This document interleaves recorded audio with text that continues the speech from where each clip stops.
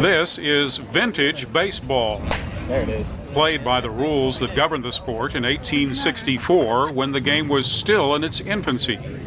A recent but growing phenomenon, vintage teams can now be found in about half of the American states, primarily in the Midwest.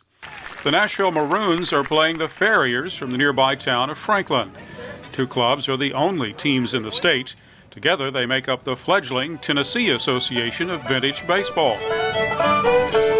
Organizers say vintage baseball harks back to a kinder, gentler age. Trapper Haskins is the league vice president. We don't taunt. There's no arguing the calls with the umpire. It's sort of it's a more genteel game. There's just a different quality and a beauty to it playing it the way that it was when it was, the sport was in its infancy, really. Vintage baseball also turns the commercial nature of the modern game upside down, with fans watching for free while players pay club dues to cover the costs. Teams work hard for authenticity. We play the game wearing no gloves. And there's a few minor rule differences. Even the language of the game harks back to the 19th century. Tennessee League Commissioner is Michael Thurman. You might say well hurled if somebody pitches a good pitch. You might say well struck for a good hit. The bat's called a willow, the ball's called an apple or a pill. Some fans also wear clothing appropriate to 1864.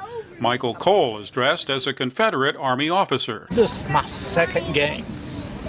And it seems like I get more intrigued with it every time I watch it. Sitting on the sidelines, Ken Yale and Una Daly. Well, I like the fact that these look like they're community members who are out having fun, and they're all ages. Usually it's pretty young folks that are playing baseball. For all vintage baseball's differences, Haskins says it's still the game that millions adore.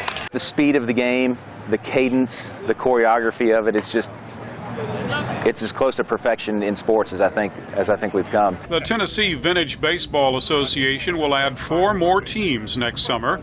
A year after that, they hope to have teams statewide from the banks of the Mississippi in the west to the Smoky Mountains in the east. For VOA, I'm Mike Osborne in Nashville, Tennessee.